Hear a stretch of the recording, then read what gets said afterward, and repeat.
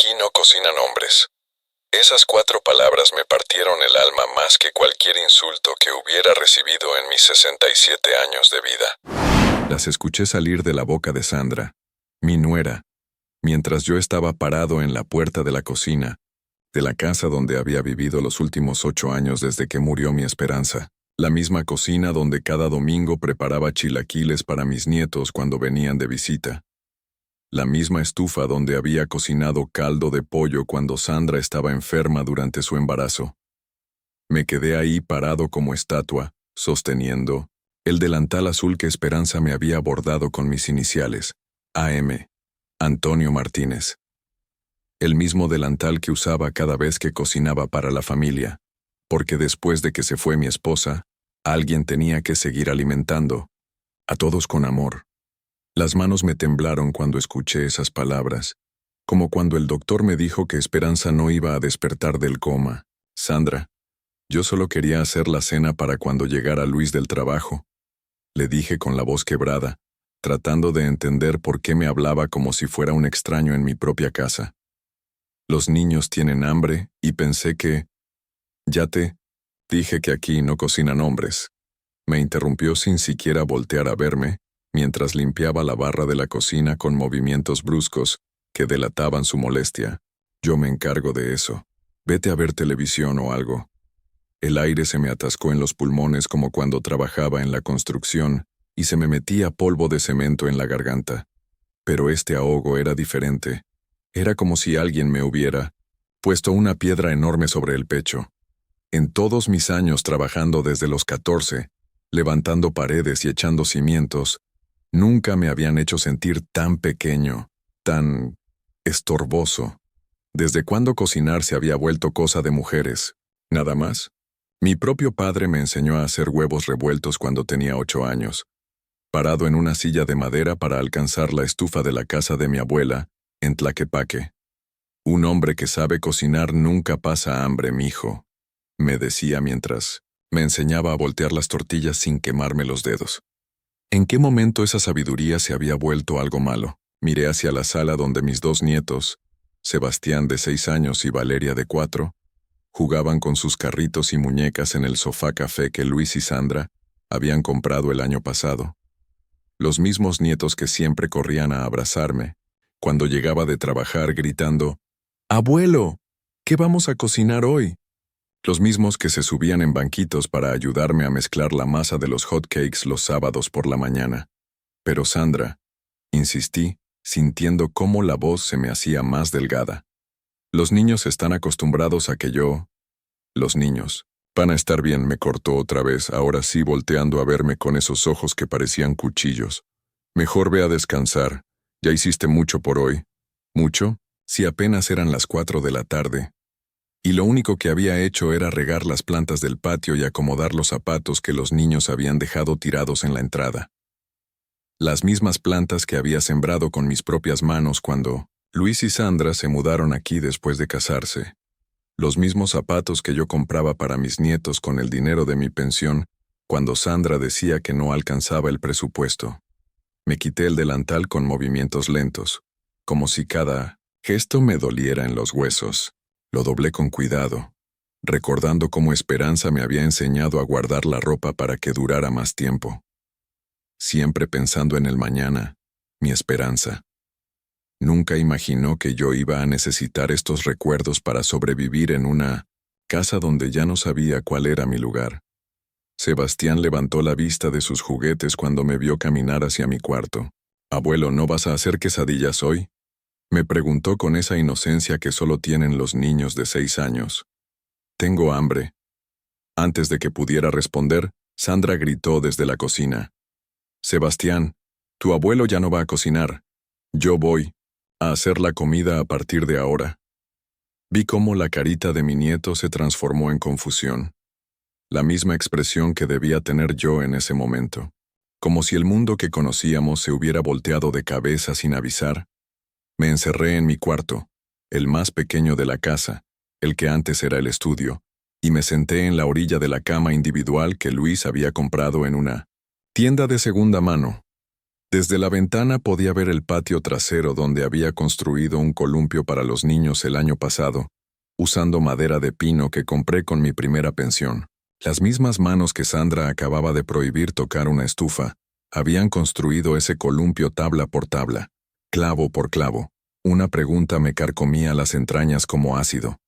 ¿En qué momento había dejado de ser el abuelo querido para convertirme en el estorbo que no podía ni siquiera cocinar para su propia familia?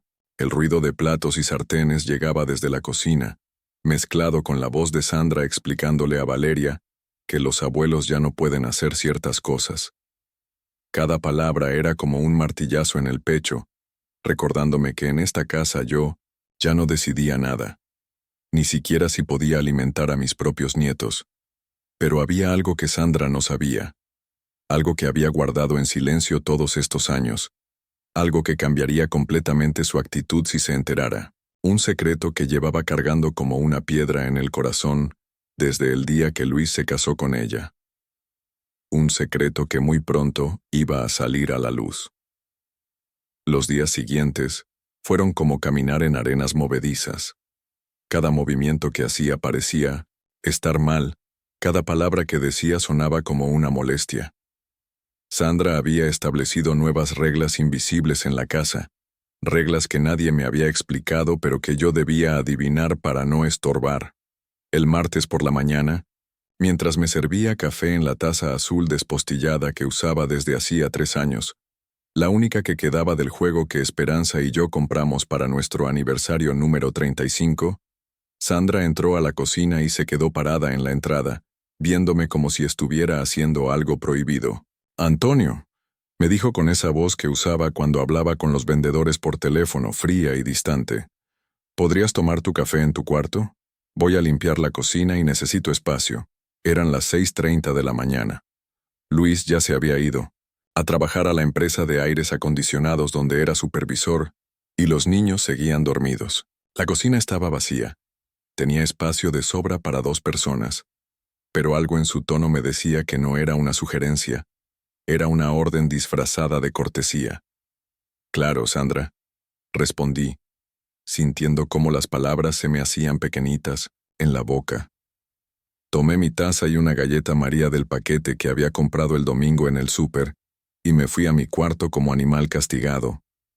Desde mi ventana podía ver a Sandra moverse por la cocina, no limpiando como había dicho, sino desayunando tranquilamente pan tostado con mermelada, mientras veía noticias en su teléfono.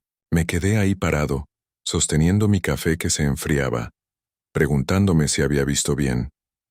¿Por qué me había corrido si no iba a limpiar nada? El miércoles, cuando intenté ayudar a Sebastián con su tarea de matemáticas en la mesa del comedor, la misma mesa de madera de pino donde había ayudado a Luis con sus tareas 25 años atrás, Sandra apareció de la nada como sombra. «Sebastián, ven acá. Vamos a hacer la tarea en mi cuarto», le dijo a mi nieto, quien me volteó a ver con esos ojos confundidos que me partían el corazón. «Pero abuela Sandra, el abuelo me estaba explicando muy bien las sumas», protestó el niño con esa honestidad pura que solo tienen los de 6 años. «Tu abuelo debe estar cansado, mijo. Mejor vienes conmigo». ¿Cansado? Había trabajado en construcción durante 47 años, cargando bultos de cemento de 50 kilos desde los 14 años hasta que me jubilé a los 62. Mis manos habían echado los cimientos de medio Guadalajara, habían levantado paredes que seguían firmes después de décadas. Y ahora estaba muy cansado para ayudar a mi nieto con sumas de 2 dígitos.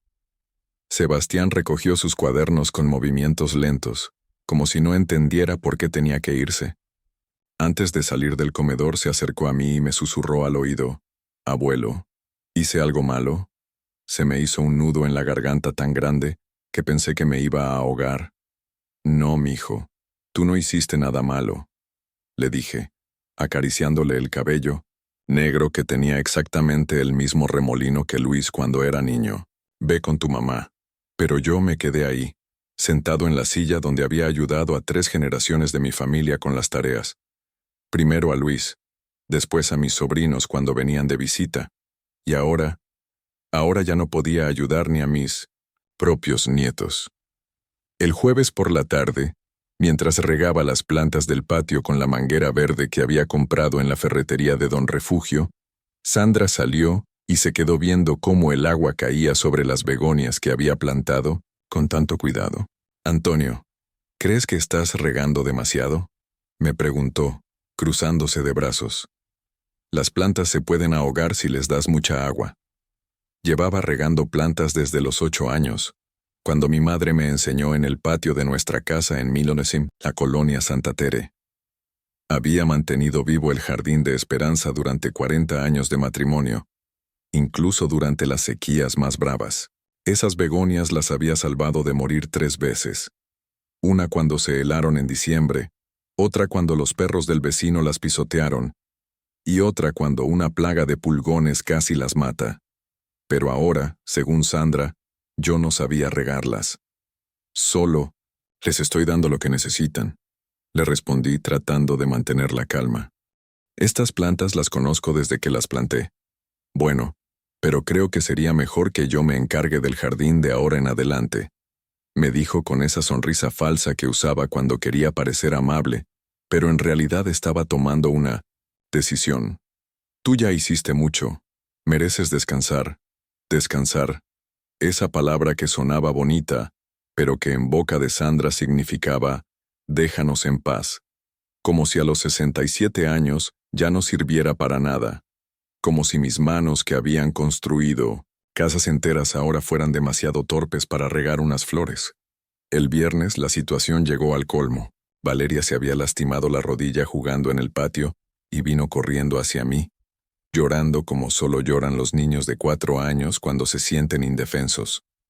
«Abuelo, me duele», sollozó, levantando su piernita para que yo viera la pequeña raspadura que tenía en la rodilla derecha. Instintivamente, la cargué y la llevé al baño para limpiarle la herida con agua y ponerle una curita de las que Sandra guardaba en el botiquín. Era lo mismo que había hecho 1000 veces con Luis cuando era niño. Lo mismo que había hecho con mis sobrinos. Lo mismo que cualquier abuelo haría con su nieta herida. Pero Sandra apareció como rayo cuando me vio sacando el alcohol del botiquín. «Dame, acá a Valeria», me dijo con una urgencia que no entendí. «Yo me encargo. Sandra, ya casi termino. Solo le falta la curita», le expliqué, sosteniendo a mi nieta que había dejado de llorar, y me veía con esos ojos llenos de confianza que tienen los niños cuando saben que su abuelo los va a cuidar. «Te dije que me la des», insistió, con una firmeza que me heló la sangre. Era como si estuviera rescatando a Valeria de algún peligro, como si yo fuera una amenaza para mi propia nieta. Le entregué a la niña con las manos temblorosas, sintiendo cómo el corazón se me aceleraba como motor descompuesto. Valeria me volteó a ver por encima del hombro de Sandra, con una expresión de confusión que me atravesó el alma. Esa noche, acostado en mi cama individual mientras escuchaba las voces de Luis y Sandra hablando en voz baja en su cuarto, me di cuenta de que algo había cambiado fundamentalmente en esta casa. Ya no era el abuelo querido que cuidaba a los nietos cuando los padres estaban ocupados. Ya no era el hombre que cocinaba los domingos para que la familia comiera junta. Ya no era ni siquiera el dueño de mis propias acciones dentro de estas 4 paredes. Pero lo que más me inquietaba no era lo que Sandra me había quitado. Era la pregunta que me martilleaba la cabeza desde hacía días. ¿Por qué ahora? ¿Qué había cambiado para que de repente yo fuera tratado como un estorbo en lugar de un miembro de la familia? Había algo más detrás de todo esto. Algo que yo todavía no entendía, pero que se movía por debajo de la superficie como corriente invisible que está a punto de arrastrarte sin que te des cuenta. No siempre había sido así. Hubo una época, no tan lejana, cuando esta misma casa resonaba, con risas y Sandra me llamaba Papá Antonio con cariño genuino.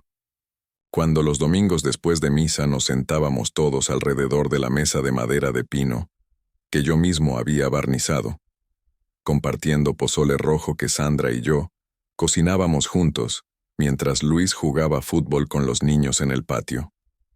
Fue Sandra quien me buscó cuando Esperanza murió hace 8 años. Yo estaba perdido como barco sin timón, viviendo solo en la casita de la colonia Santa Tere, donde había criado a Luis, sin saber cómo cocinar para una sola persona o cómo llenar el silencio que mi esposa había dejado. Las paredes de esa casa me gritaban su ausencia cada mañana, cuando despertaba y extendía la mano hacia su lado vacío de la cama. Papá Antonio, me había dicho Sandra una tarde de noviembre, parada en la puerta de mi cocina mientras yo intentaba calentarme una sopa enlatada que sabía a cartón. No puedes seguir viviendo solo. Los niños lo necesitan, y nosotros también. En ese momento, sus ojos cafés brillaban con algo que yo interpreté como amor familiar genuino. Sebastián tenía apenas 1 año y Valeria acababa de nacer. Sandra trabajaba medio tiempo en una guardería, y Luis hacía turnos dobles en la empresa para pagar la renta de un departamento de 2 cuartos en la colonia del Fresno, que les quedaba pequeño para la familia que estaban formando. Véngase a vivir con nosotros, me había propuesto, tomando mis manos callosas entre las suyas suaves y tibias. Podemos ayudarnos mutuamente.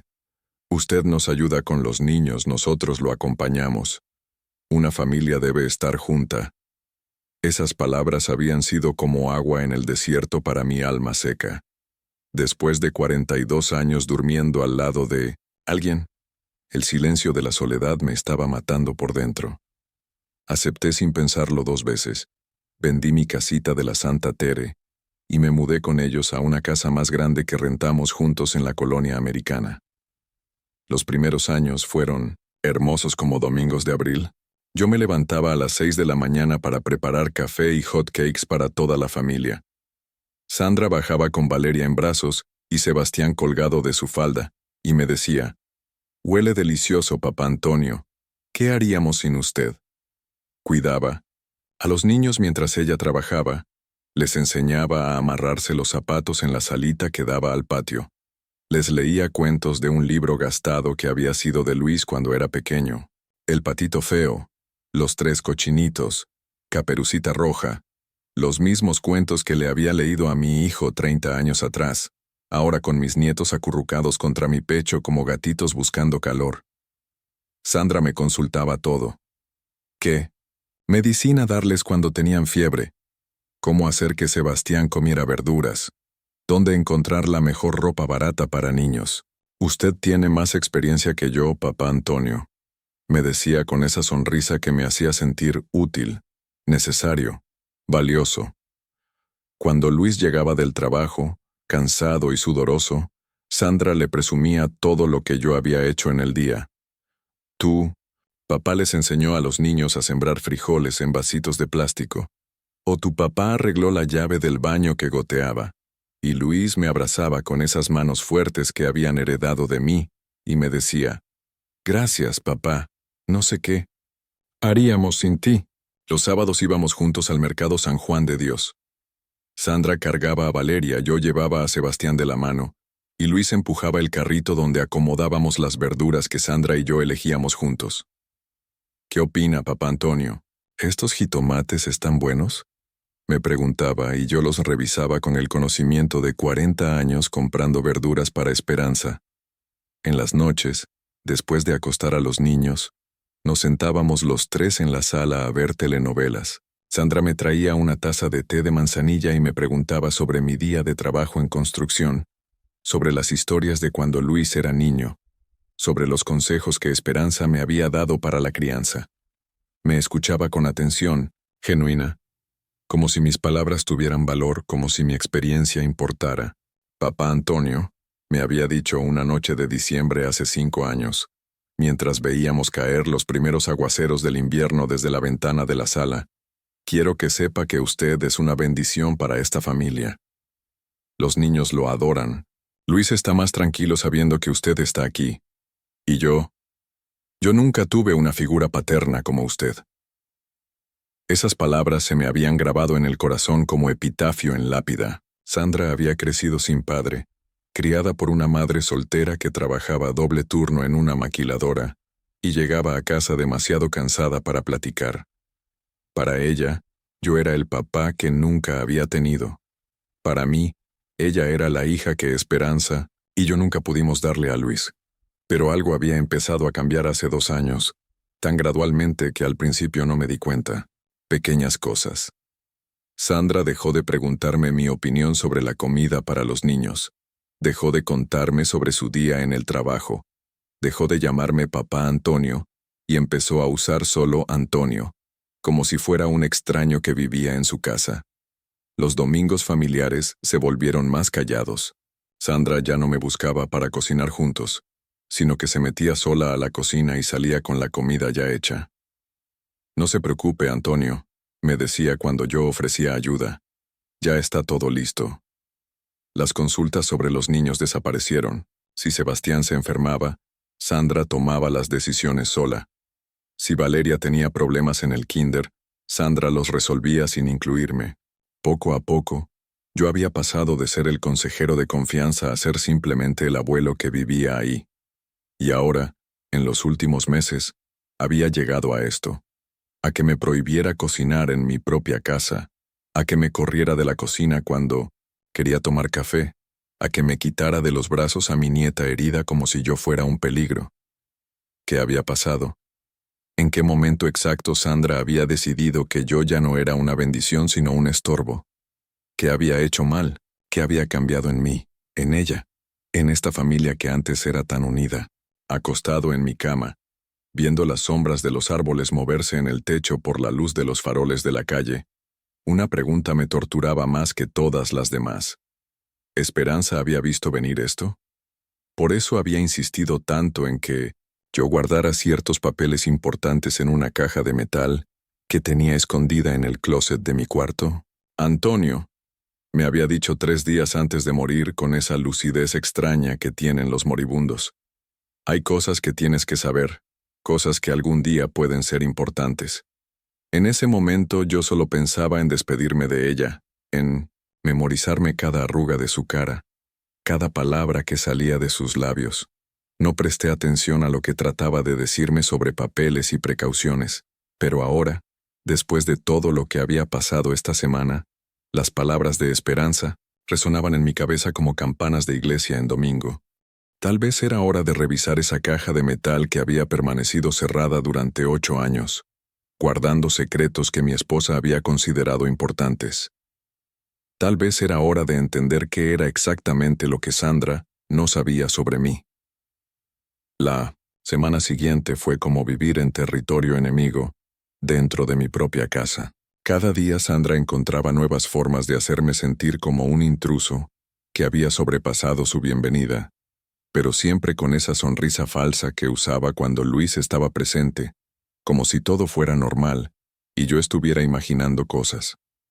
El lunes por la mañana, mientras desayunaba mi café con galletas Marías en el cuarto, porque ya había aprendido que la cocina estaba prohibida para mí en las mañanas, escuché a Sandra hablando por teléfono con su hermana Rocío. La pared que separaba mi cuarto del pasillo era delgada, y su voz se colaba por las rendijas como humo tóxico. «Te juro que ya no aguanto, Rocío», decía con esa voz cansada que reservaba para sus quejas. «El viejo está ahí todo el día, estorbando. No puedo ni moverme, a gusto en mi propia casa. Mi propia casa». Esas 3 palabras me cayeron como martillazo en el estómago. Yo había pagado la mitad del enganche de esta casa cuando nos mudamos aquí hace 6 años. Yo había pintado cada pared, arreglado cada tubería rota, barnizado cada mueble de madera que teníamos, pero para Sandra era su casa donde yo era el que estorbaba. Sí, ya sé que es el abuelo de los niños», continuó, y pude imaginarme sus gestos de fastidio mientras hablaba. «Pero es que no entiende límites. Ayer quería curar a Valeria cuando se raspó, como si yo no fuera capaz de cuidar a mi propia hija, curar a mi nieta. Eso había sido mi crimen imperdonable, querer limpiar una herida y poner una curita a la bebé de mis ojos. En 42 años de matrimonio con Esperanza, había curado miles de heridas. Las de Luis cuando se caía de la bicicleta, las de los hijos de los vecinos cuando jugaban en nuestro patio, las de Esperanza cuando se cortaba cocinando. Pero, ahora a los 67 años, ya no tenía derecho a cuidar a mi propia sangre. «¿Y por qué no le dices a Luis?», escuché que le preguntaba Rocío del otro lado de la línea. «Ay, hermana, tú no entiendes. Luis lo defiende siempre. Dice que su papá tiene derecho a estar aquí porque ayudó con el enganche. Pero, ¿y mis derechos? ¿Y mi comodidad? Yo trabajo, yo cuido a los niños, yo mantengo la casa. ¿Por qué tengo que aguantar que me esté vigilando todo lo que hago? ¿Vigilando? Yo no vigilaba nada. Solo vivía ahí, tratando de ser útil sin estorbar, de ayudar sin molestar. Pero aparentemente mi simple existencia era una molestia insoportable para la mujer, que hace 5 años me decía que era una bendición para la familia. El martes, Sandra implementó una nueva regla sin consultarlo con nadie. Yo ya no podía usar la sala cuando ella estaba viendo televisión. Llegué de mi caminata vespertina, la única actividad que me quedaba para salir de la casa unas horas, y encontré a Sandra sentada en el sofá café, viendo una telenovela con Valeria en sus brazos. Me dirigí hacia mi sillón favorito, el individual de tela azul que Luis había comprado específicamente para mí, cuando me mudé con ellos, donde todas las noches veía las noticias después de cenar.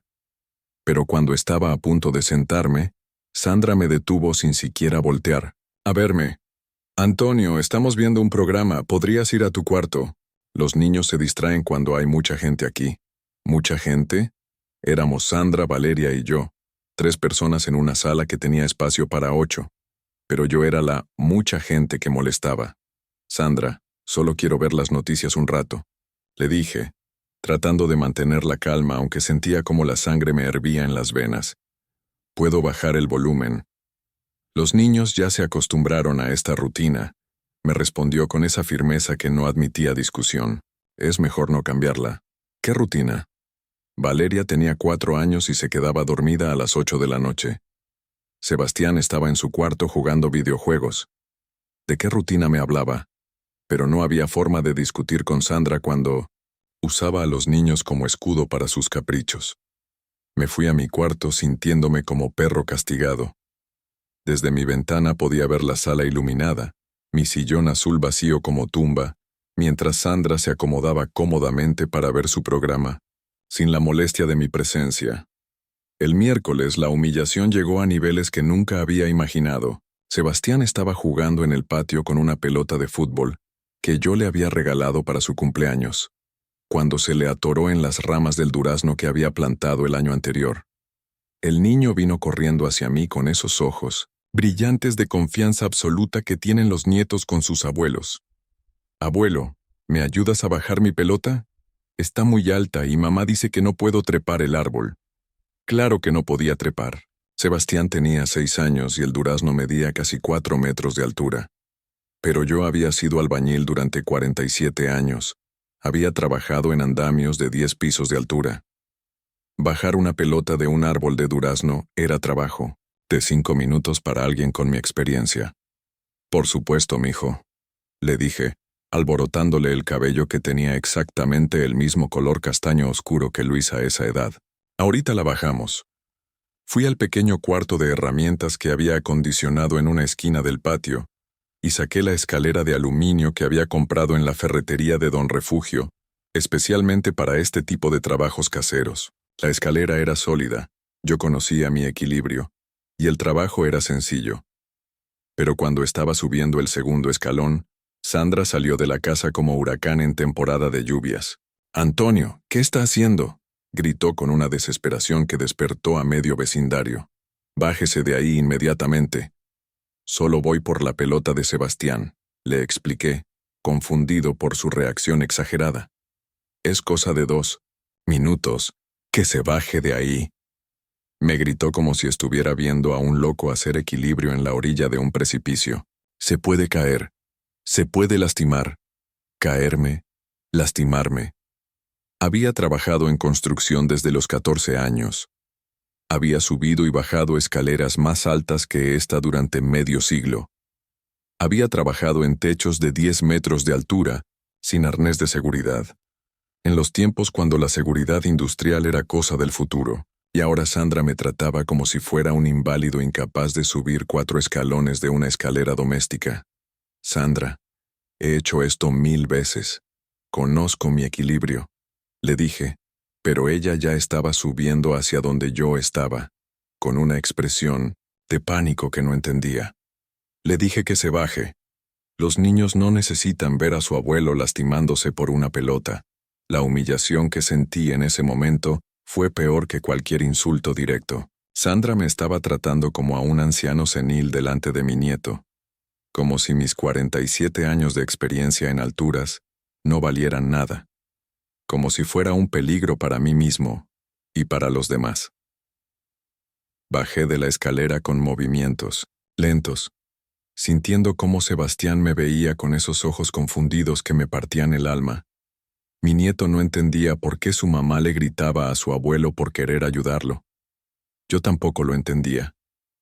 Sebastián, ve a tu cuarto, le ordenó Sandra con esa voz que usaba cuando estaba enojada de verdad. Tu abuelo no debería estar subiendo escaleras. Es peligroso para él, peligroso para mí, como si fuera un cristal que se podía quebrar con el menor movimiento, como si mis manos que habían construido casas enteras ahora fueran demasiado temblorosas para sostener mi propio peso en una escalera de 4 escalones. Esa noche, acostado en mi cama mientras escuchaba a Sandra contarle a Luis su versión de los hechos, donde yo era un anciano irresponsable que había puesto en peligro la seguridad de la familia, entendí algo que me dolió más que todos los gritos y prohibiciones juntos. Sandra ya no me veía como al hombre que había trabajado toda su vida para mantener a su familia. Ya no me veía como al abuelo capaz que podía resolver problemas y cuidar nietos. Me veía como una carga, como un estorbo peligroso del que había que proteger a los niños. Y lo peor de todo era que Luis no me había defendido. Había escuchado la versión de Sandra en silencio y había asentido con la cabeza, como si estuviera de acuerdo en que su padre de 67 años ya no tenía derecho a subir una escalera en su propia casa. El viernes llegó con la gota que derramaría el vaso, no una gota cualquiera, sino una cascada de desprecio que me hizo entender que ya no había vuelta atrás en esta situación, que se había vuelto insostenible. Todo empezó cuando Luis llegó del trabajo con noticias que deberían haber sido motivo de celebración familiar. Había recibido un ascenso en la empresa de aires acondicionados donde trabajaba desde hacía 12 años, de supervisor de área a gerente de sucursal. Un logro que significaba mejor sueldo, mejor posición y el reconocimiento a años de esfuerzo y dedicación. Papá, Sandra, tengo noticias increíbles, gritó desde la puerta principal, con esa emoción contagiosa que tenía desde niño cuando lograba algo importante. Me dieron el ascenso. Soy el nuevo gerente de la sucursal centro. Me levanté del sillón de mi cuarto, donde había estado, leyendo un periódico viejo para matar el tiempo, y salí hacia la sala con el corazón hinchado de orgullo paterno. Mi hijo, el niño que había ayudado con las tareas en esta misma mesa, que había aprendido a usar herramientas en mis rodillas, ahora era gerente de una empresa importante en Guadalajara. Luis, felicidades, hijo, le dije, abrazándolo, con esas mismas manos callosas que lo habían cargado cuando era bebé, que le habían enseñado a andar en bicicleta, que habían trabajado dobles turnos para pagar sus estudios. Estoy orgulloso de ti. Tu madre estaría feliz de verte triunfar así. Por un momento, Luis me devolvió el abrazo como en los viejos tiempos, cuando éramos solo él y yo contra el mundo después de que murió Esperanza. Sentí su fuerza, heredada, de años de verme trabajar, y recordé al niño que me decía, cuando sea grande quiero ser como tú, papá. Pero Sandra apareció desde la cocina y todo cambió en segundos. Mi amor, qué maravilloso, exclamó, abrazando a Luis con una efusividad que inmediatamente opacó mi abrazo paterno. Tenemos que celebrar. Vamos a cenar a un restaurante elegante. Sí, claro, respondió Luis, sonriendo de oreja a oreja. Podemos ir a ese italiano que te gusta, el de la Plaza del Sol. Llamo para hacer reservación para 4. Para 4. Luis, Sandra, Sebastián y Valeria. La familia nuclear perfecta. El abuelo que había sacrificado años de su vida para que esta familia estuviera junta no estaba incluido en los planes de celebración. ¿Para 4? Pregunté, sintiendo cómo se me hacía un nudo en el estómago. ¿No vamos todos? Sandra y Luis se voltearon a verme como si hubiera dicho algo completamente fuera de lugar. Como si mi pregunta fuera la cosa más extraña del mundo. Antonio, me dijo Sandra con esa paciencia forzada que usas con los niños pequeños que no entienden las reglas de los adultos. Es una celebración íntima de familia. Los niños se van a aburrir si llevamos mucha gente. Mucha gente. Otra vez esa frase que me convertía en una multitud indeseada. Yo era mucha gente para una celebración familiar. El hombre que había pagado la mitad del enganche de la casa donde vivían, que había criado al hijo que acababa de recibir el ascenso, que había cuidado a los nietos mientras los padres construían sus carreras. Pero papá, intervino Luis, y por un momento pensé que me iba a defender, que iba a recordar que yo era parte de esta familia. Puedes celebrar con nosotros aquí en la casa. Sandra va a hacer una cena especial cuando regresemos. Una cena especial para el abuelo que se quedaba en casa como perro guardián mientras la familia real iba a cenar a restaurantes elegantes. Para el hombre que había trabajado en construcción desde los 14 años para que su hijo pudiera estudiar y llegar a ser gerente, pero que ahora era demasiado bochornoso para llevarlo a un restaurante a celebrar su éxito. Entiendo, mentí, sintiendo cómo la garganta se me cerraba como puño apretado. Vayan ustedes tranquilos. Yo me quedo aquí con mucho gusto. Pero no era mucho gusto. Era una humillación que me llegaba hasta los huesos. Era la confirmación de que en esta familia yo ya no era el patriarca respetado, sino el estorbo del que hay que deshacerse para poder disfrutar las celebraciones importantes. Se fueron a las 7 de la noche. Los vi subirse al carro de Luis, un Tsuru azul marino modelo 2018 que él había comprado con un préstamo que yo había avalado con mi pensión como garantía, y alejarse hacia una celebración de la que yo estaba excluido. Me quedé en 1960, la sala vacía, sentado en mi sillón azul, viendo las noticias con el volumen alto porque por primera vez en semanas no había nadie que me dijera que molestaba. La ironía era cruel. Cuando finalmente podía usar la sala a mis anchas, ya no tenía ganas de estar ahí. Esa noche, solo en la casa que se suponía era mi hogar, empecé a entender con claridad cristalina lo que estaba pasando. No era que Sandra hubiera cambiado de opinión sobre mí gradualmente. No era que las circunstancias hubieran evolucionado naturalmente hacia esta situación. Había algo más deliberado, más calculado en todo esto. Sandra me estaba empujando hacia la puerta, sistemáticamente. Cada prohibición, cada humillación, cada exclusión era parte de un plan para hacerme sentir tan incómodo que yo mismo decidiera irme. Era una guerra psicológica diseñada para que yo llegara a la conclusión de que esta casa ya no era mi lugar. Pero lo que más me dolía no eran las tácticas de Sandra. Era la complicidad silenciosa de Luis. Mi hijo, el hombre que yo había criado con sacrificio y amor, estaba permitiendo que su esposa me humillara día tras día. No me defendía cuando Sandra me prohibía cocinar. No protestaba cuando me corrían de la sala. No me incluía en las celebraciones familiares. ¿En qué momento Luis había decidido que la comodidad de su esposa era más importante que la dignidad de su padre? ¿Cuándo había elegido la paz matrimonial por encima del respeto filial? Cuando regresaron del restaurante cerca de las 10 de la noche, venían riendo y comentando lo deliciosa que había estado la comida. Los niños traían globos de colores, y Luis cargaba una bolsa con sobras para calentar al día siguiente. ¿Cómo? ¿La pasó, Antonio? Me preguntó Sandra con esa cortesía falsa que usaba cuando Luis estaba presente. ¿Cenó algo? Había cenado 2 huevos revueltos que me preparé yo mismo en la cocina silenciosa, acompañados de tortillas frías y un vaso de agua. La cena de un viudo que vive solo, no la de un abuelo que forma parte de una familia unida. Muy bien. Gracias. Mentí otra vez, porque ya había aprendido que la verdad era un lujo que ya no me podía permitir en esta casa.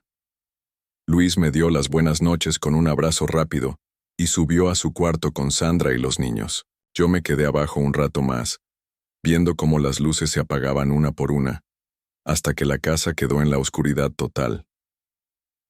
Sentado en mi sillón azul, en la sala donde había pasado miles de noches viendo televisión con la familia, donde había ayudado a Sebastián con las tareas, donde había cargado a Valeria cuando lloraba de bebé, entendí algo que me cambió para siempre. Ya no era el abuelo querido que había sido durante 8 años. Ya no era el consejero respetado que Sandra había buscado cuando Esperanza murió. Ya no era el padre honrado que Luis había defendido siempre. Me había convertido en un problema que tenían que resolver, en una incomodidad que había que manejar, en un obstáculo entre ellos y la vida que querían vivir sin mí. Pero había algo que ni Sandra ni Luis sabían. Algo que había estado guardado en una caja de metal en mi closet durante 8 años, esperando el momento correcto para salir a la luz. Algo que cambiaría completamente la dinámica de poder en esta casa donde yo había pasado de patriarca, respetado, a estorbo tolerado. Era hora de recordar las palabras que Esperanza me había dicho antes de morir. Era hora de abrir esa caja y enfrentar la verdad que había estado evitando todos estos años. Era hora de que Sandra y Luis descubrieran quién era realmente Antonio Martínez. Bloque 6. Procesamiento inicial. El sábado amaneció gris como mi estado de ánimo. Me desperté a las 5:30, como había hecho durante 40 años de trabajo en construcción, pero ya no tenía prisa por levantarme. ¿Para qué? No podía usar la cocina hasta que Sandra se despertara y me diera permiso. No podía hacer ruido porque molestaría a la familia. No podía ni siquiera existir cómodamente en la casa donde había invertido mis ahorros y mi corazón. Me quedé acostado en la cama individual, viendo cómo la luz gris del amanecer se filtraba por las cortinas baratas que había comprado en el mercado San Juan de Dios, y por primera vez en 8 años me permití pensar en algo que había evitado como enfermedad contagiosa. La posibilidad de irme de esta casa. ¿Pero irme a dónde? ¿A vivir solo otra vez en un cuarto de renta, como un anciano que ya no tiene familia que lo quiera? ¿A comer sopa enlatada y ver televisión en silencio hasta que la muerte me encontrara tan solo como había estado antes de mudarme con Luis y Sandra? La idea me dio escalofríos que me llegaron hasta los huesos, no escalofríos de frío, sino de un terror profundo y primitivo, que solo entienden los hombres que han construido toda su vida alrededor de la familia, y de repente se dan cuenta de que esa familia ya no los quiere. A las 8 de la mañana escuché movimiento en la cocina. Sandra preparando café y el desayuno para Luis y los niños, como hacía todas las mañanas desde que había establecido la nueva regla de que yo no podía cocinar. Me levanté. Me puse la misma ropa de trabajo que había usado durante décadas, pantalón de mezclilla azul y camisa a cuadros, y esperé a que terminaran de desayunar para poder entrar a la cocina como un extraño, pidiendo permiso en 1900 territorio ajeno. Cuando finalmente pude prepararme mi café solo en la cocina silenciosa, encontré algo que me helró la sangre. Sobre la barra de granito que yo había ayudado a instalar el año anterior, había un folleto colorido que no había estado ahí la noche anterior. El título me golpeó como puñetazo en el estómago. Residencias para adultos mayores, Villa, Esperanza, cuidado digno para su ser querido. Lo tomé con manos temblorosas como si fuera una sentencia de muerte con mi nombre escrito. Las fotos mostraban ancianitos sonrientes jugando cartas en salas comunitarias, enfermeras uniformadas llevando medicinas, cuartos individuales con camas de hospital y ventanas que daban a jardines bien cuidados. Todo muy limpio, muy organizado, muy impersonal. Nuestros residentes disfrutan de cuidado profesional las 24 horas, decía la descripción en letras azules y alegres. Actividades recreativas diarias, alimentación balanceada, y la tranquilidad de saber que están en las mejores manos. ¿Residentes? ¿Cuándo había dejado de ser un padre y abuelo para convertirme en un residente potencial? ¿Cuándo mi familia había empezado a buscar lugares profesionales donde deshacerse de mí con la conciencia tranquila? El folleto no había llegado ahí por accidente. Sandra lo había puesto donde yo lo encontrara, como mensaje subliminal disfrazado, de casualidad. Mira, Antonio, aquí hay una opción para ti. Un lugar donde puedes estar cómodo sin molestarnos. Dejé el folleto exactamente donde lo había encontrado, y me fui al patio trasero con mi café, sintiendo cómo el corazón me latía como martillo neumático descompuesto. Me senté en la silla de plástico blanco que había puesto bajo el durazno. El mismo árbol donde Sandra me había prohibido subir la escalera para rescatar la pelota de Sebastián, y traté de procesar lo que acababa de descubrir. Sandra no, solo me estaba empujando hacia la puerta. Ya tenía el lugar específico a donde quería mandarme. Ya había investigado opciones, había conseguido información, había planeado mi salida con la eficiencia de quien organiza vacaciones familiares. Villa Esperanza. Hasta el nombre era una burla cruel.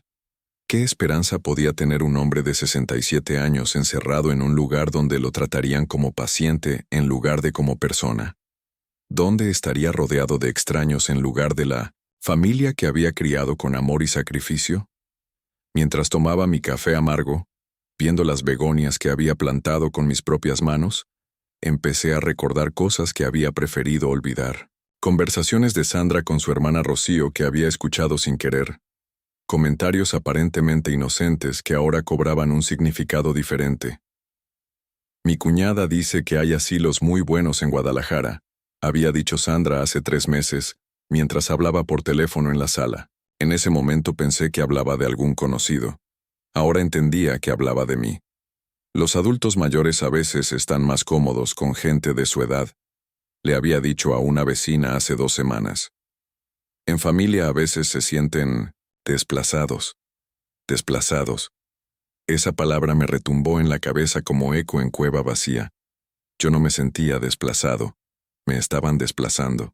Había una diferencia enorme entre sentirse fuera de lugar por casualidad y ser empujado fuera de lugar con intención.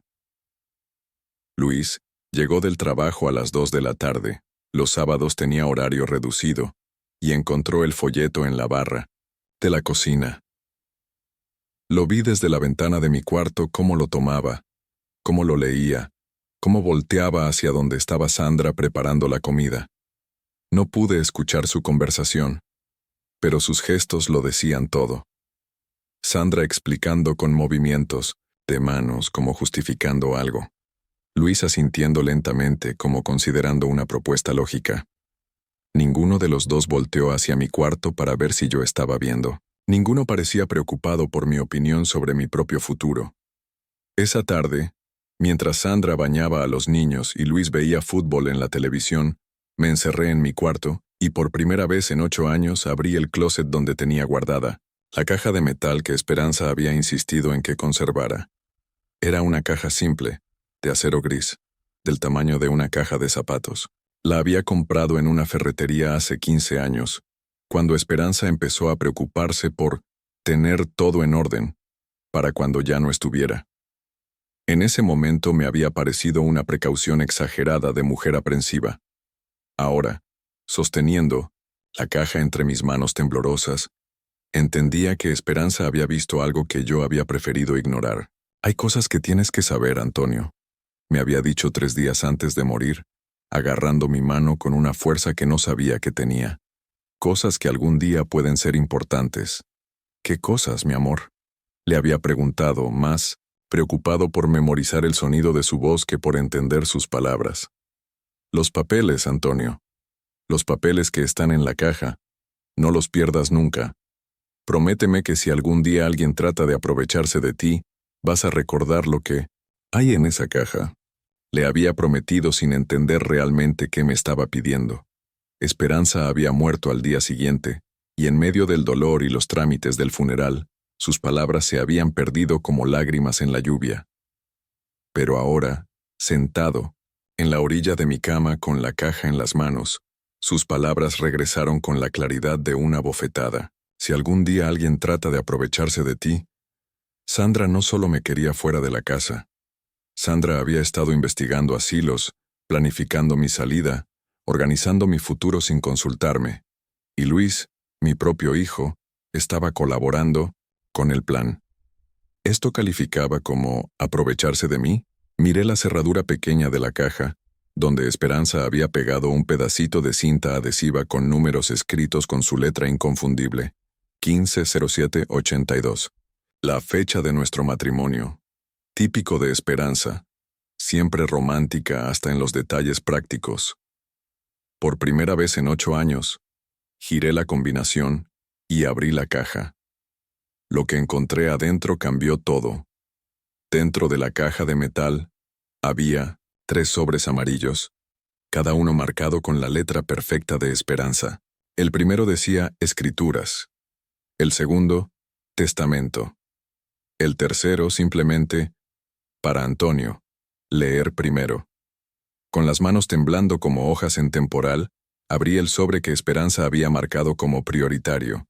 Adentro había una carta escrita en su puño y letra, con esa caligrafía elegante que había aprendido en la escuela de monjas cuando era niña. Mi querido Antonio, comenzaba la carta, y solo leer esas 3 palabras me hizo sentir su presencia en el cuarto, como si estuviera sentada a mi lado en la cama. Si estás leyendo esto es porque ha pasado algo que me obliga a hablarte desde el silencio.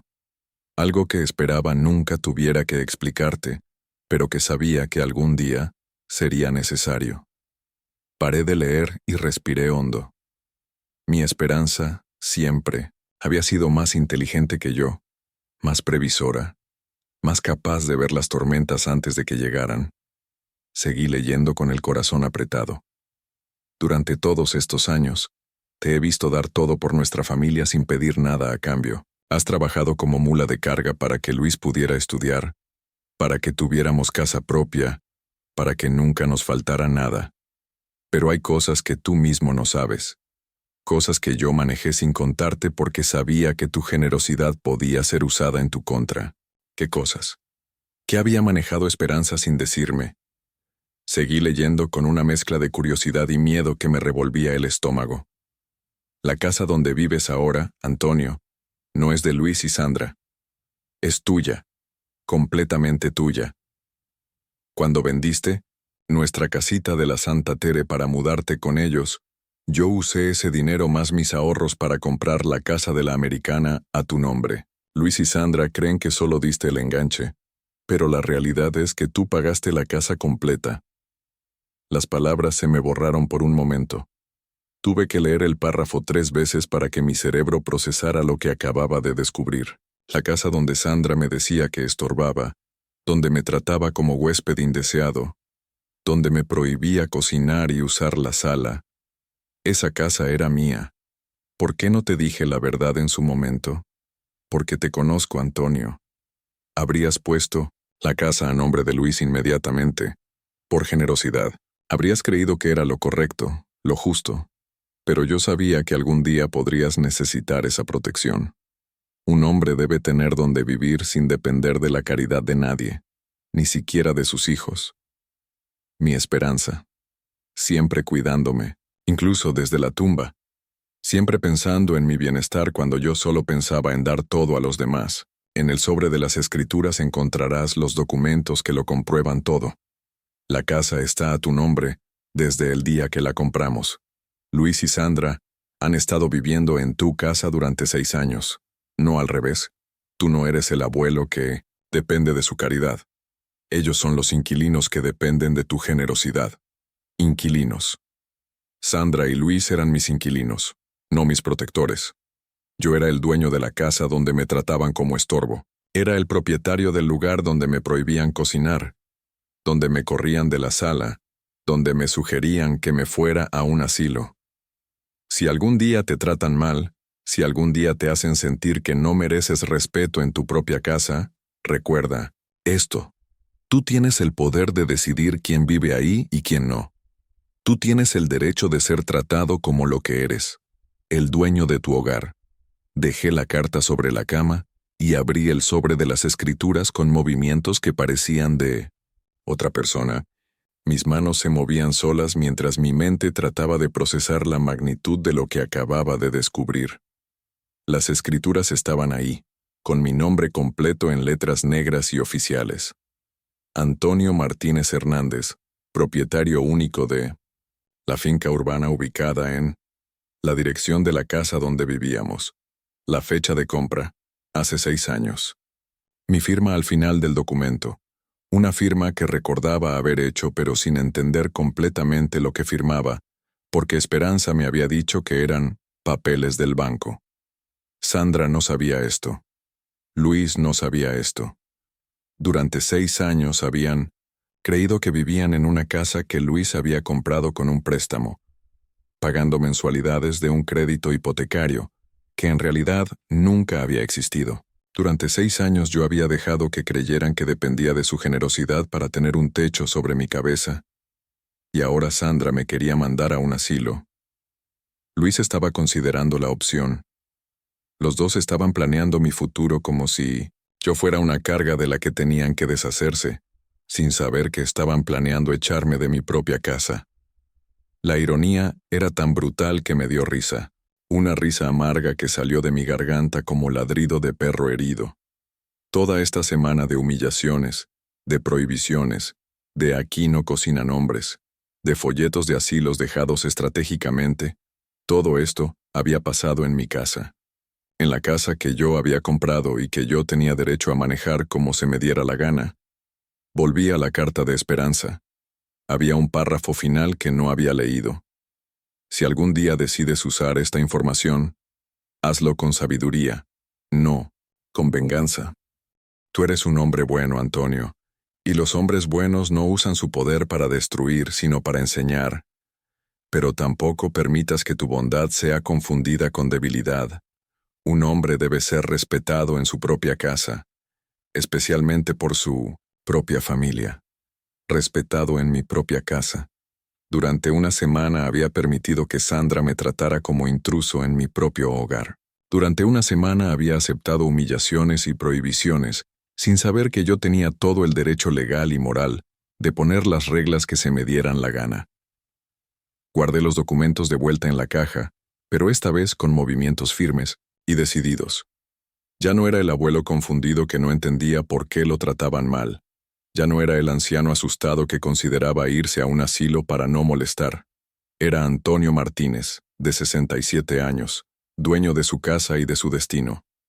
Desde la sala llegaban las voces de Sandra y Luis hablando en voz baja, probablemente discutiendo los detalles de mi futura mudanza a Villa Esperanza, probablemente calculando cuánto dinero ahorrarían cuando se deshicieran del abuelo problemático. Probablemente aliviados de poder finalmente vivir en paz en la casa que creían suya. Pero había algo que no sabían. Algo que cambiaría todos, sus planes de la noche a la mañana. En unos minutos bajaría a la sala.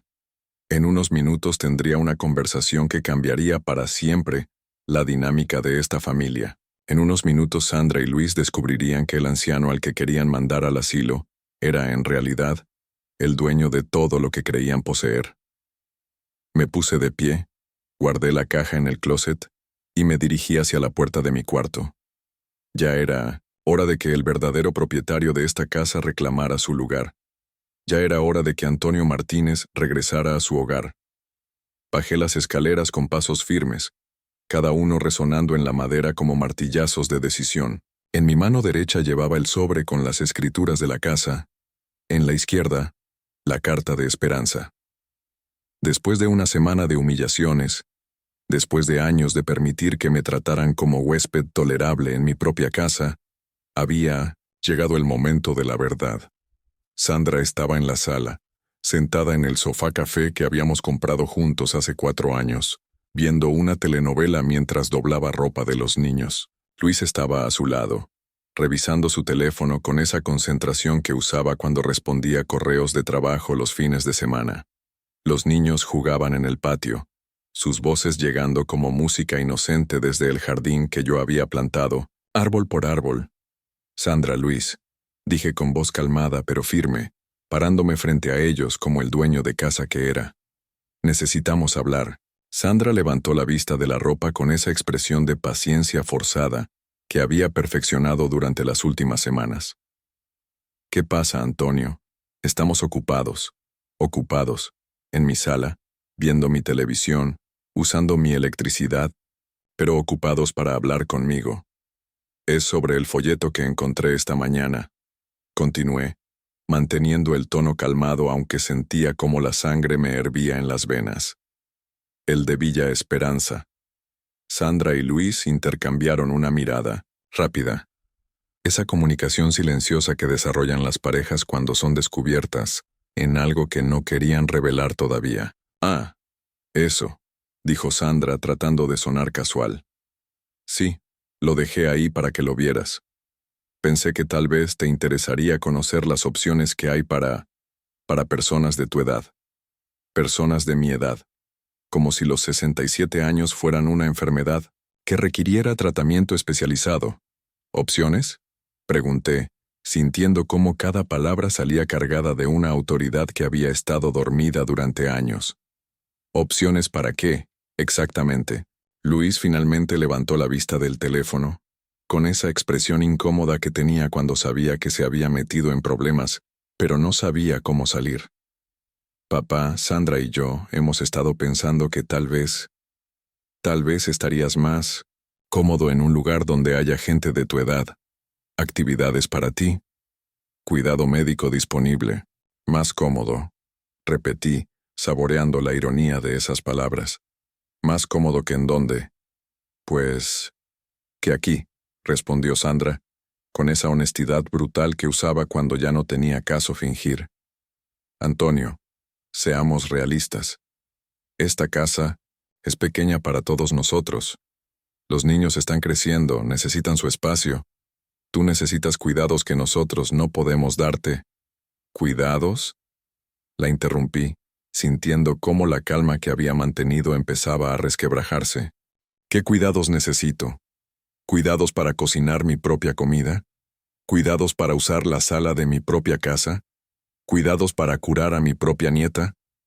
Antonio, no se ponga así, intervino Luis, usando ese tono condescendiente que había desarrollado últimamente como si fuera un niño haciendo berrinche. Nadie está diciendo que usted esté mal. Solo estamos pensando en lo mejor para todos. Lo mejor para todos. Traducción. Lo mejor para ellos. ¿Y qué es lo mejor para todos? Según ustedes, pregunté, apretando el sobre de las escrituras entre mis dedos. Sandra se enderezó en el sofá como si hubiera decidido que ya era hora de dejar de dar vueltas al asunto. Mira, Antonio, vamos a ser honestos. Esta situación ya no está funcionando. Tú no eres feliz aquí. Nosotros no estamos cómodos. Los niños están confundidos con tantas tensiones. Sería mejor para todos si cada quien tuviera su espacio. Su espacio, repetí lentamente. ¿Te refieres a que yo me vaya de esta casa? No es que te vayas, dijo Luis, tratando de suavizar las palabras de su esposa. Es que encuentres un lugar donde puedas ser más independiente, en un asilo, a los 67 años, después de haber trabajado toda mi vida para tener un hogar propio. ¿Y ustedes qué harían? ¿Se quedarían aquí, en esta casa? Bueno, sí, respondió Sandra, como si fuera lo más natural del mundo. Alguien tiene que mantener la casa, pagar la hipoteca, cuidar de los niños. Ahí estaba. La mentira fundamental sobre la que habían construido toda su estrategia. La hipoteca que no existía. La casa que creían que era suya, pero que en realidad era mía. ¿La hipoteca? Pregunté sintiendo cómo una sonrisa se me formaba en los labios por primera vez en semanas. ¿Qué hipoteca, Sandra? Pues la hipoteca de la casa, Antonio, respondió con esa paciencia exagerada que usas con alguien que consideras mentalmente lento. La que Luis ha estado pagando durante 6 años. Luis asintió, como confirmando su versión de la historia. Papá, usted dio el enganche cuando nos mudamos aquí, y yo he estado pagando las mensualidades desde entonces. Es mi responsabilidad. Su responsabilidad. Habían estado viviendo en mi casa durante 6 años, creyendo que era suya, planeando mi expulsión como si fuera un inquilino problemático. ¿Puedo ver esos papeles de la hipoteca?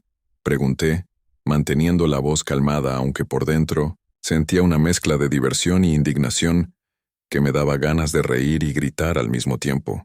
¿Para qué quiere ver eso, papá? Preguntó Luis con una expresión de confusión genuina. Son papeles del banco, números que no... Quiero verlos, insistí, con una firmeza que no había usado en años. Si voy a irme de esta casa, quiero entender exactamente cuál es la situación financiera. Quiero saber qué es lo que estoy dejando. Sandra y Luis se miraron otra vez. Era obvio que no esperaban que yo pidiera documentos, que hiciera preguntas, que quisiera entender los detalles de mi propia expulsión. Están arriba, en nuestro cuarto, dijo Luis finalmente. Pero papá, no creo que sea necesario. Ve por ellos, le ordené, y algo en mi tono hizo que Luis se levantara del sofá inmediatamente. Mientras Luis subía por los papeles que no existían, Sandra y yo nos quedamos en un silencio tenso. Ella seguía doblando ropa con movimientos nerviosos, evitando mi mirada. Yo me quedé parado frente a ella, sosteniendo el sobre que cambiaría todo. Sandra, le dije finalmente, ¿cuánto tiempo llevas planeando esto? ¿Planeando qué? Respondió sin levantar la vista de una camiseta de Sebastián que estaba doblando por tercera vez. Esto. Echarme de la casa. Buscar asilos. Convencer a Luis de que soy un estorbo. Antonio, nadie te está echando, empezó a decir, pero la interrumpí. ¿Cuánto tiempo? Repetí, y esta vez sí me volteó a ver. Había algo en sus ojos que no había visto antes. No era malicia, no era crueldad deliberada. Era algo peor. Era la mirada de alguien que genuinamente cree que está haciendo lo correcto, que está resolviendo un problema de la manera más eficiente posible. 2 años, respondió finalmente con una honestidad que me sorprendió. Desde que los niños empezaron a crecer y la casa se sintió pequeña. 2 años. Durante 2 años había estado planeando mi salida, manipulando situaciones, creando un ambiente de incomodidad diseñado para hacerme sentir que ya no tenía lugar aquí. Luis bajó las escaleras con una carpeta de documentos en las manos y una expresión que nunca le había visto. Era confusión mezclada con algo que parecía miedo. Papá, me dijo con voz temblorosa, no encuentro los papeles de la hipoteca. ¿No los encuentras? Pregunté, aunque ya sabía la respuesta. ¿Estás seguro de que existen? Claro que existen, intervino Sandra levantándose del sofá con movimientos bruscos. Luis, búscalos mejor. Deben estar en el archivo o en el banco o... No están en ningún lado, dijo Luis, sentándose pesadamente en el sofá como si las piernas ya no lo sostuvieran. Porque no hay hipoteca. El silencio que siguió fue tan denso que se podía cortar con cuchillo.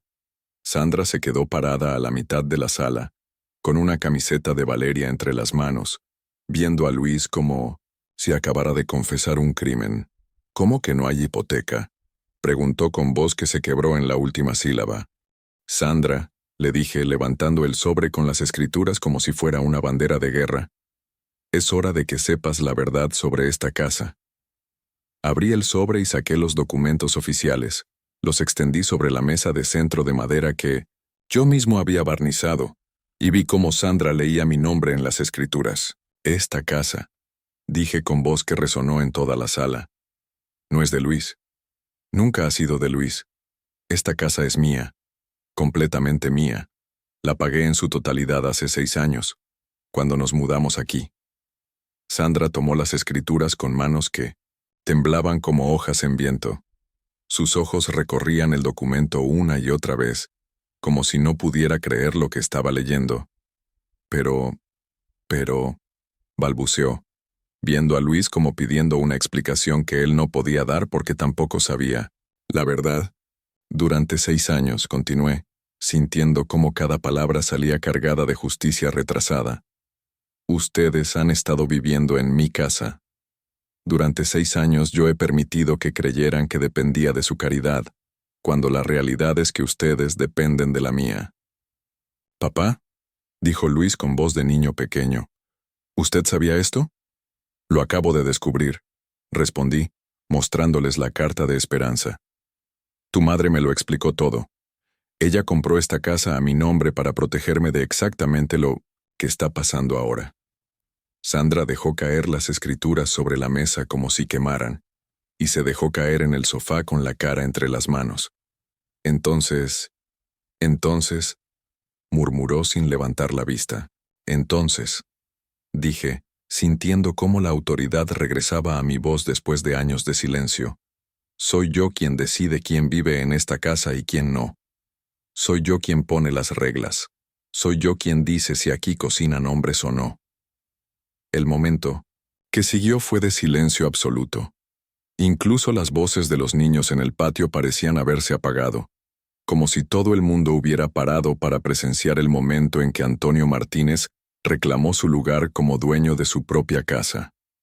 ¿Y ahora qué?, preguntó finalmente Sandra levantando la vista con ojos llenos de lágrimas que no sabía si eran de arrepentimiento o de miedo. Ahora, respondí, recogiendo las escrituras y guardándolas de vuelta en el sobre. Vamos a tener una conversación muy larga sobre respeto, familia, y lo que significa vivir en la casa de alguien más. Bloque 9. Consecuencias inmediatas. Los siguientes 20 minutos fueron como presenciar el derrumbe de un edificio en cámara lenta. Sandra se había quedado sentada en el sofá, viendo las escrituras sobre la mesa como si fueran una sentencia de muerte con su nombre escrito. Luis caminaba de un lado a otro de la sala, pasándose las manos por el cabello con esa desesperación que tenía desde niño cuando no entendía un problema de matemáticas. No puede ser, murmuró Sandra por quinta vez, tomando otra vez los documentos para releerlos. Tiene que haber un error. Nosotros hemos estado pagando. Luis ha estado... Sandra, la interrumpí con voz calmada pero firme. No han estado pagando nada. No hay hipoteca que pagar.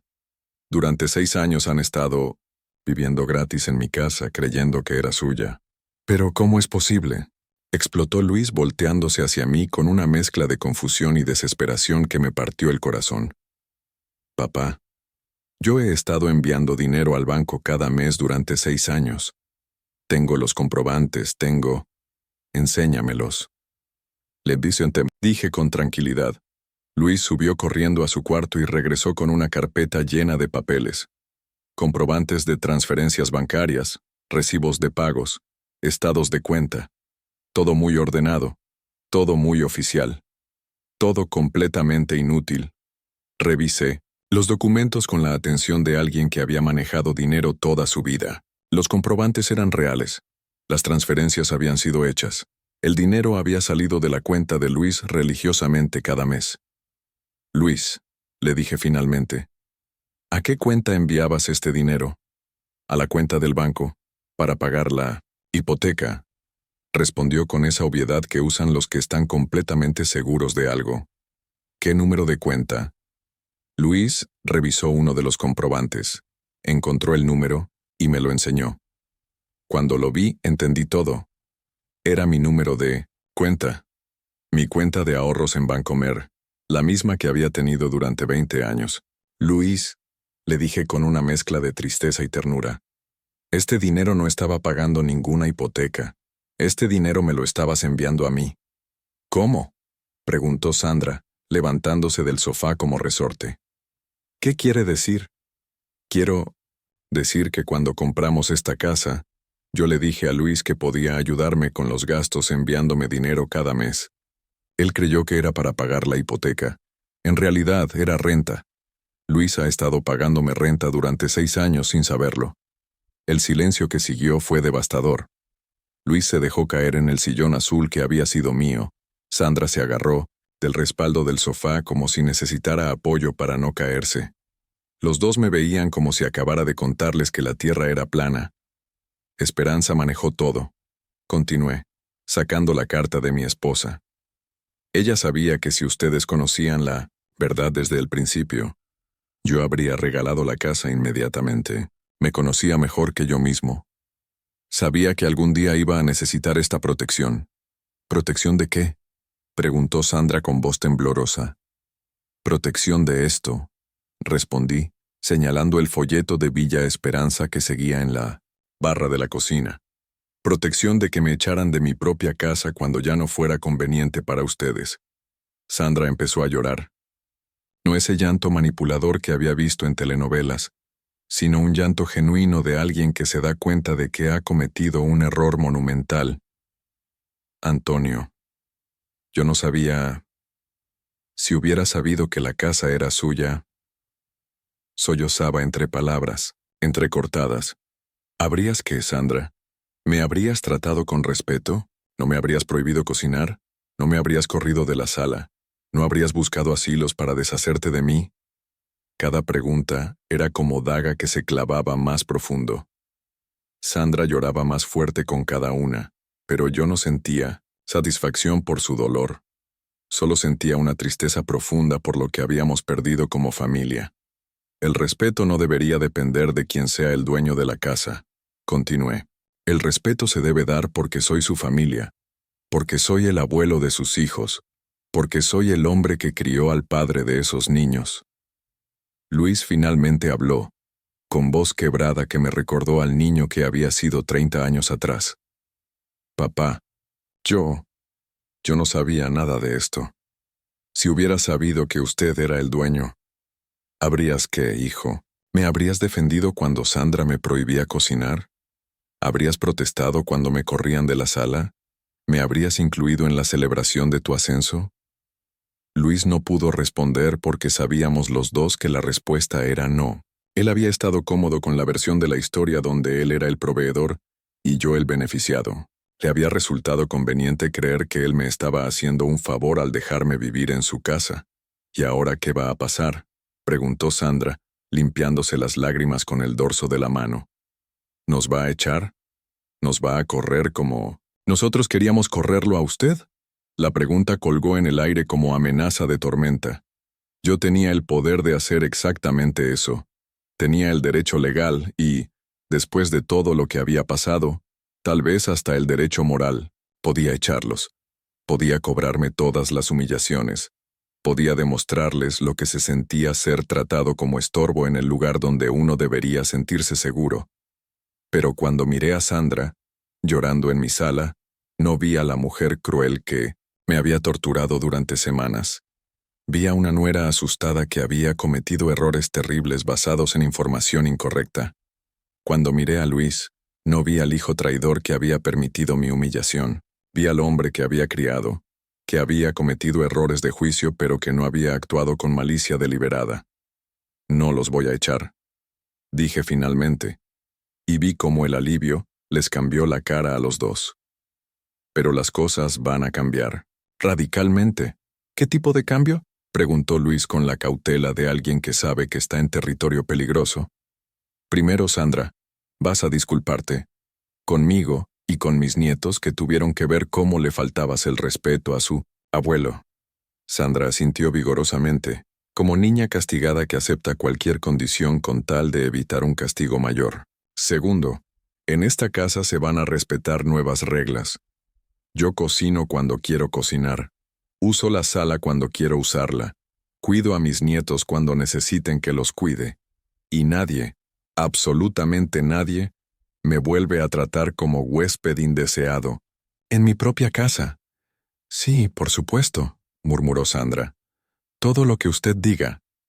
Y tercero, continué, viendo directamente a Luis, vas a decidir si quieres ser mi hijo o mi inquilino. Si quieres ser mi hijo, me tratas como a tu padre y defiendes mi lugar en esta familia. Si prefieres ser mi inquilino, me pagas renta justa y mantienes la distancia. Pero no puedes ser las dos cosas cuando te convenga. Luis me miró con ojos, llenos de lágrimas que no había visto desde que era niño. Quiero ser su hijo, papá. Siempre quise ser su hijo. Solo que me perdí en el camino. Entonces empieza a actuar como mi hijo, le dije, abrazándolo por primera vez en meses. Y ayúdame a que esta familia regrese a ser lo que era antes. Por la ventana vi a Sebastián y Valeria jugando en el patio, ajenos al drama que había cambiado el rumbo de todos nuestros futuros. Sus risas inocentes me recordaron por qué valía la pena pelear por esta familia, por qué valía la pena perdonar, por qué valía la pena construir un hogar donde todos pudiéramos ser felices. ¿Antonio?, dijo Sandra con voz pequeñita. ¿Me va a perdonar algún día? Sandra, le respondí con una honestidad que me costó esfuerzo. El perdón se gana con acciones, no con palabras. Demuéstrame durante los próximos meses que entendiste la lección, y hablaremos de perdón. Ella asintió, entendiendo que había perdido algo que tal vez nunca recuperaría completamente, pero que al menos tenía la oportunidad de intentarlo. Esa noche, por primera vez en semanas, cené en la mesa del comedor con toda la familia. Por primera vez en semanas nadie me prohibió cocinar, Ni me corrió de la sala, ni me trató como estorbo. Por primera vez en semanas, me sentí como el dueño de mi propia casa, porque después de todo, eso era exactamente lo que era. Bloque 10. Reflexión final y legado. 3 meses han pasado desde aquella tarde que cambió todo en esta casa. Mientras escribo estas líneas, sentado en mi sillón azul de la sala que ahora puedo usar cuando se me da la gana, puedo escuchar a Sandra en la cocina preparando café para los dos. Una rutina que recuperamos hace 6 semanas cuando me pidió, por primera vez desde la revelación, que le enseñara a hacer los chilaquiles como a mí me gusta. No voy a mentir y decir que todo regresó a ser color de rosa de la noche a la mañana. Las relaciones familiares no se reparan con escrituras de propiedad, aunque ayuden a establecer quién manda en cada casa. La confianza que se rompe tarda en soldarse, como hueso fracturado que duele incluso después de que el doctor dice que ya está bien. Sandra cumplió su palabra. A los 2 días de la revelación vino a mi cuarto. Tocó la puerta como si pidiera audiencia con un rey, y me ofreció una disculpa que me llegó hasta los huesos. No fue de esas disculpas rápidas que dan los niños cuando los obligan, sino una conversación de 2 horas, donde me explicó cómo había llegado a convencerse de que yo era el problema en lugar de parte de la solución. Después de que murió, mi mamá el año pasado, me dijo con lágrimas genuinas: empecé a ver a todos los adultos mayores como cargas. Proyecté mi miedo de envejecer en usted, Antonio. Quería sacarlo de la casa para no tener que enfrentar mi propio futuro. Su mamá había muerto en un asilo. Sandra había tenido que tomar la decisión de internarla cuando ya no pudo cuidarla, y la culpa la había estado carcomiendo desde entonces. Verme envejecer le recordaba constantemente esa decisión que seguía torturándola. No justifica lo que hizo, pero al menos me ayudó a entender que no había sido malicia pura, sino miedo disfrazado de practicidad. Luis también cumplió su parte del trato. Dejó de ser el hijo que evitaba confrontaciones para mantener la paz matrimonial, y se convirtió otra vez en el hombre que yo había criado para defender lo correcto. La primera prueba llegó 2 semanas después cuando Sandra sugirió, con mucha más diplomacia que antes, que tal vez yo necesitaba ayuda profesional para subir escaleras. Sandra, le dijo Luis con una firmeza que no había usado en años. Mi papá trabajó en construcción 47 años. Si él dice que puede subir una escalera, puede subir la escalera. Y si tú no confías en su juicio, el problema no es de él. Escuchar a mi hijo defenderme después de años de silencio cómplice fue como escuchar música celestial. Por primera vez en mucho tiempo, volví a sentir que tenía una familia de verdad. No solo gente que toleraba mi presencia por obligación. Los cambios más bonitos vinieron de los nietos. Sebastián, que ahora tiene 7 años, regresó a pedirme ayuda con las tareas como si nada hubiera pasado. Valeria, que cumplió 5 el mes pasado, volvió a correr hacia mí cuando se lastima, y Sandra ya no interfiere cuando la cargo para curarle las heridas. Abuelo, me dijo Sebastián la semana pasada mientras hacíamos sumas en la mesa del comedor. ¿Es cierto que esta casa es tuya? Sí, mijo, le respondí, sin darle más importancia de la necesaria. ¿Por qué preguntas? Porque mamá nos dijo que tú eres el jefe de la casa, y que nosotros vivimos aquí porque tú nos dejas. ¿Eso significa que eres como el papá de papá? La inocencia de los niños a veces corta más profundo que cualquier bisturí. Sebastián había resumido en 2 frases lo que a los adultos nos había tomado meses entender: que en toda familia debe haber jerarquías claras, y que el respeto se da hacia arriba, no hacia abajo. Sí, mijo, le dije, alborotándole el cabello que sigue teniendo el mismo remolino que Luis. Soy el papá de tu papá, y por eso en esta casa todos nos cuidamos unos a otros. Pero no todo ha sido reconciliación y finales felices. Hay cicatrices que van a permanecer siempre. Hay cosas que Sandra me dijo durante aquellas semanas terribles que no puedo olvidar completamente, aunque las haya perdonado. Hay momentos donde la miro y recuerdo cómo me trató cuando creía que no tenía poder para defenderme. La confianza ciega que tenía en ella antes se fue para siempre. Ahora es una confianza cautelosa, ganada día a día con pequeñas acciones que demuestran que entendió la lección. Es una relación diferente, más madura tal vez, pero definitivamente menos inocente. Lo mismo pasa con Luis. Aunque volvió a ser el hijo defensor que yo había criado, una parte de mí nunca va a olvidar completamente los meses que permaneció en silencio mientras su esposa me humillaba. Eso también es una herida que sanó pero dejó marca. Tal vez esa es la lección más importante que he aprendido en estos 3 meses.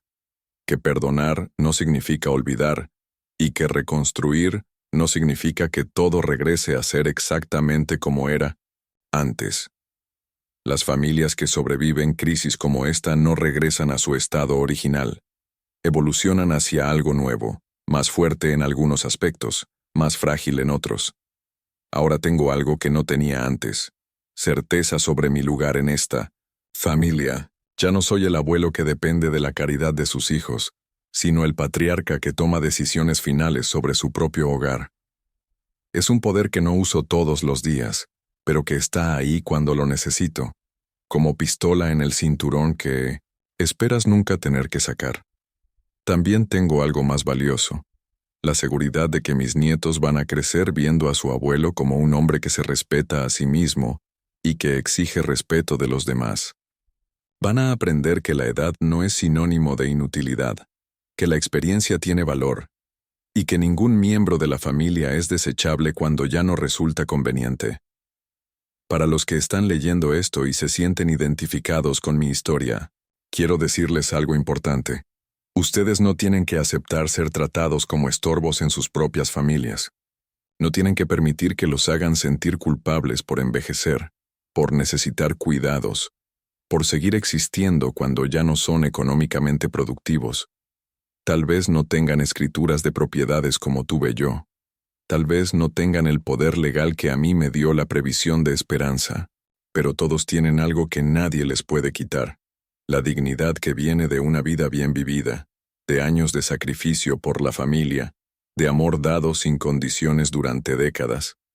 Esa dignidad no se negocia, no se vende por comodidad, no se cambia por un lugar en un asilo donde no molesten a nadie.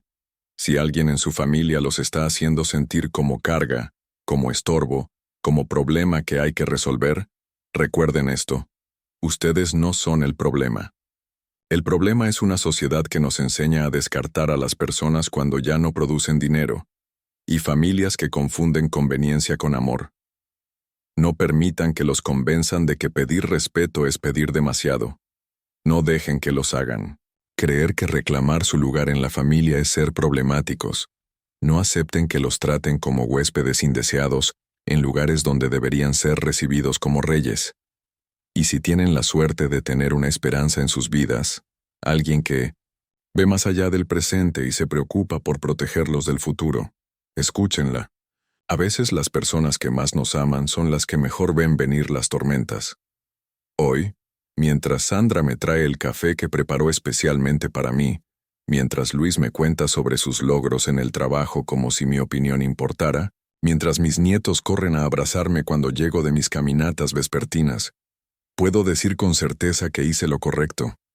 No usé mi poder para destruir a mi familia. Lo usé para enseñarles que el respeto no es opcional, que la dignidad no tiene edad de vencimiento, y que en toda casa debe haber un lugar de honor para quien la construyó con amor y sacrificio. Porque al final del día, no importa quién tenga las escrituras. Lo que importa es quién tiene el valor de reclamar el respeto que merece y la sabiduría para usarlo construyendo en lugar de destruyendo. Mi nombre es Antonio Martínez. Tengo 67 años. Soy dueño de mi casa, padre de mi hijo, abuelo de mis nietos y jefe de mi familia. Y aquí en mi hogar los hombres cocinan cuando se les da la gana.